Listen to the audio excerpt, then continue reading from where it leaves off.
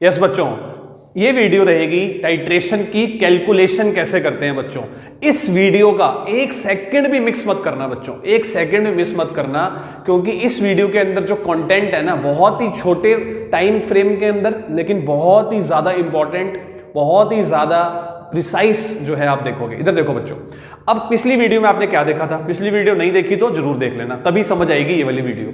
देखो बच्चों, इसमें आपने क्या देखा था कि हमारे पास एक ब्यूरेट थी, ब्यूरेट में हमने क्या लिया था बच्चों, किसी को याद है? ब्यूरेट के अंदर हमने क्या लिया था, किसी को याद है बच्चों? ब्यूरेट के अंदर हमने लिया था KMnO4 लिया था, और कॉनिकल फ्लास्क में बच्चों हमने क्या लिया था, मोहर सॉल्ट लिया था। एक बार आपको फिर याद करा दूं बच्चों, इस प्रैक्टिकल में करना क्या है, इस प्रैक्टिकल में हमें KMnO4 की मोलैरिटी निकालनी है। क्या निकालनी है बच्चों? KMnO4 की मोलैरिटी और स्ट्रेंथ निकालनी है। और किसकी पता है मोलैरिटी? मोहर सॉल्ट की पता है। मोहर सॉल्ट की मोलैरिटी बच्चों 1/20 ली थी मैंने। हो सकता है आपके स्कूल के अंदर 1/30, 1/40, 1/50 ले सकते हैं, कुछ भी मैंने मोलैरिटी लें, उससे आपको फर्क नहीं पड़ने दूंगा बच्चों, मेरे साथ मेरी वीडियो देखना बस आप। अब बच्चों क्या होता है कि इसमें सबसे पहले क्या होता है, एक ऑब्जर्वेशन टेबल बनाना पड़ता है बच्चों, जो आपको प्लेन पेज पर बनाना है। कौन से पेज पर बनाना है? प्लेन पेज पर बनाना है। आपको पता है ना, प्रैक्टिकल की शीट्स में 2 पेज होते हैं, plain page, ruled page. Plain page पर बच्चों क्या बनेगा, ऑब्जर्वेशन टेबल बनेगा। और बच्चों ये टेबल आपको कोशिश करना है कि ये टेबल आप पेंसिल से बनाना, और इसी पर एग्जामिनर के साइन होंगे बच्चों, इसी पर एग्जामिनर के यहां पर साइन होंगे, तो इसको बहुत ध्यान से बनाना, साफ बनाना। 30 नंबर प्रैक्टिकल के लेने हैं बच्चों हमने, ये हमारा टारगेट है। अब बच्चों कैसे होगा ये टेबल, हम कैसे बनाएंगे जरा देखो। इस टेबल में इनिशियल रीडिंग कहां से शुरू करी मैंने? 0, क्योंकि हमने KMnO4 को यहां तक भरा था।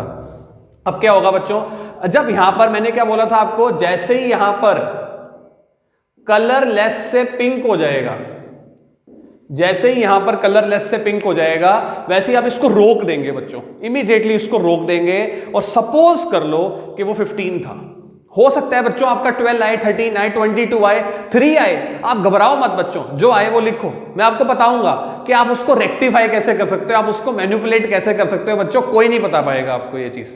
अब देखो 0 से 15 आया, मान लो 15 आ गया, मतलब इसका डिफरेंस जो होता है, वॉल्यूम यूज जो होता है, वॉल्यूम यूज जो होता है वो इसका डिफरेंस होता है, ऑब्वियसली बच्चों, इतना आप समझते हो। अब उसके बाद ये 15 आ गया, हमने फिर दोबारा से 15 से शुरू कर देना है बच्चों। ये एक बार नहीं करना, इसको मिनिमम 3 बार करना है हमने, इसको मिनिमम हमने 3 बार करना है। और उसमें से 3 बार में से 2 बार हमारी रीडिंग बिल्कुल सेम होनी चाहिए बच्चों। उसको हम बोलते हैं कॉनकोर्डेंट रीडिंग। क्या बोलते हैं बच्चों उसको? कॉनकोर्डेंट रीडिंग। 2 बार हमारी रीडिंग क्या होनी चाहिए? सेम होनी ही चाहिए। अगर सेम नहीं आएगी तो आपको करते रहना पड़ेगा, आपको करते रहना पड़ेगा जब तक सेम ना आए। तो देखो बच्चों, 15 से मैंने शुरू किया, 0 से 15, सपोज करो 0 से 15 पर मेरा कलर पिंक आ गया।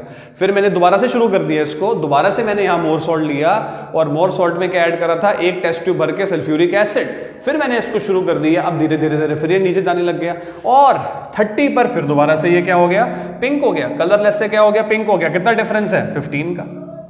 तो 15 आ गया। 3 बार तो बच्चों करनी है, क्योंकि पहली रीडिंग को रफ मानते हैं। अब बच्चों मैंने क्या करा, मैं चाहता तो मैं 30 से शुरू कर सकता था, लेकिन मेरे दिमाग में था कि ब्यूरेट अब खत्म होने वाला है, तो क्यों ना मैं इसको और फिल कर लूं, वो आपकी चॉइस है। मैंने फिर दोबारा से इसको भर दिया, और 0 से 15 फिर मेरी रीडिंग आ गई। तो बच्चों 15 क्या बन गई है? कॉनकोर्डेंट रीडिंग बन गई है। ठीक है बच्चों, तो ये इस प्रैक्टिकल का सबसे इंपॉर्टेंट टेबल है। इस टेबल से ही आगे की बात चलेगी। ठीक है, अब बच्चों आगे की कैलकुलेशन होगी कैसे, आगे क्या करना है? अभी आंसर नहीं आया बच्चों, ये आंसर नहीं है, अभी आंसर आएगा। ठीक है, ये आंसर नहीं है, क्योंकि आंसर क्वेश्चन क्या था? क्वेश्चन तो ये था कि KMnO4 की मोलैरिटी निकालो।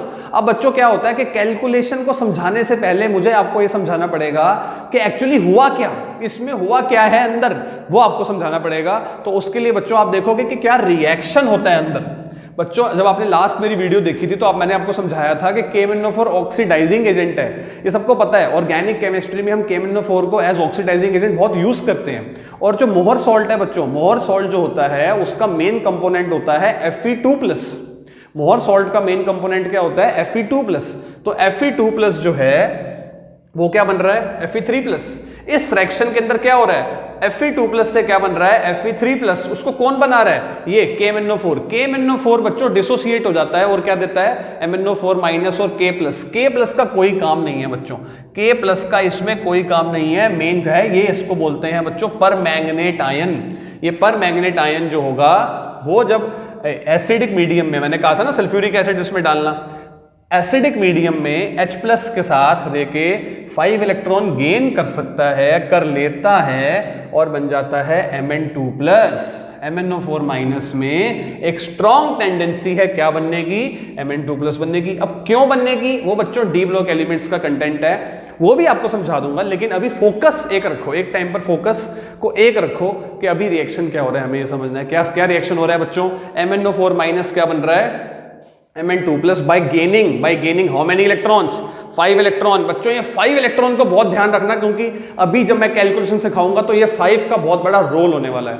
अब बच्चों उसके बाद क्या होता है कि जो Fe2+ है वो बन जाता है Fe3+ बाय एक्सेप्टिंग 1 इलेक्ट्रॉन, और हमने यहाँ पर 5 इलेक्ट्रॉन थे, इसको 5 से मल्टीप्लाई कर दिया। नहीं पता क्यों नहीं करा मल्टीप्लाई 5 से, बच्चों इलेक्ट्रोकेमिस्ट्री पढ़ना पड़ेगा, रिडॉक्स रिएक्शन पढ़ना पड़ेगा, इलेक्ट्रॉन को इक्वल करने के लिए पढ़ा करा बच्चों। ये एक रिडॉक्स टाइट्रेशन है। एक्चुअली इस रिएक्शन के अंदर एक रिडॉक्स रिएक्शन हो रहा है। वाइवा में आपसे ये पूछेंगे कि ये कैसी टाइट्रेशन है। वैसे बच्चों वाइवा के लिए मैं एक सेपरेट वीडियो बनाऊंगा जिसमें सिर्फ वाइवा के क्वेश्चंस होंगे, क्योंकि आज मैं बड़ा प्रिसाइज होकर काम कर रहा हूं। अभी मेरा काम क्या है, कैलकुलेशन सिखाना, वो सीखते हैं। MnO4- + 8H+, ये मेरी मेन इक्वेशन बन गई। अब ये मेन इक्वेशन जानना बहुत जरूरी है, क्या करने के लिए बच्चों, कैलकुलेशन करने के लिए। तो कैलकुलेशन कैसे करते हैं और सीखते हैं। यस बच्चों, तो बच्चों अभी हमारे पास दो टेबल्स हैं, मतलब एक बार रिएक्शंस है और एक हमारे पास टेबल है। अब इन दोनों को यूज करके हम कैसे सीखेंगे बच्चों, कैसे करेंगे हम कैलकुलेशन, कैसे निकालेंगे हम आंसर। तो देखो बच्चों, आंसर निकालना हमें करना क्या है, हमें निकालनी है मोलैरिटी और स्ट्रेंथ किसकी, KMnO4 की। अभी हमारे पास जो है ना इस इक्वेशन से अगर हम देखें तो number of moles of KMnO4 by number of more salt का रेशियो क्या बन रहा है। अब इधर देखो बच्चों, ये KMnO4 ही माना जाएगा, इसका कोफिशिएंट क्या है 1। तो देखो मैंने यहाँ पे क्या लिखा 1। मोर सॉल्ट मतलब Fe2+, उसका कोफिशिएंट क्या है 5, तो मैंने यहाँ पे क्या लिखा 5। मतलब इनके नंबर ऑफ मोल्स का जो रेशियो है वो क्या है 1:5। अब बच्चों आगे क्या करेंगे, आपको पता होना चाहिए मोलैरिटी क्या होती है, number of moles by volume, यानी कि नंबर ऑफ मोल्स क्या होंगे, मोलैरिटी इनटू वॉल्यूम। यानी कि number of moles of KMnO4 को हम क्या लिख सकते हैं, molarity of KMnO4 into volume of KMnO4। ये वाले 5 को मैंने यहां मल्टीप्लाई कर दिया, ये देखो।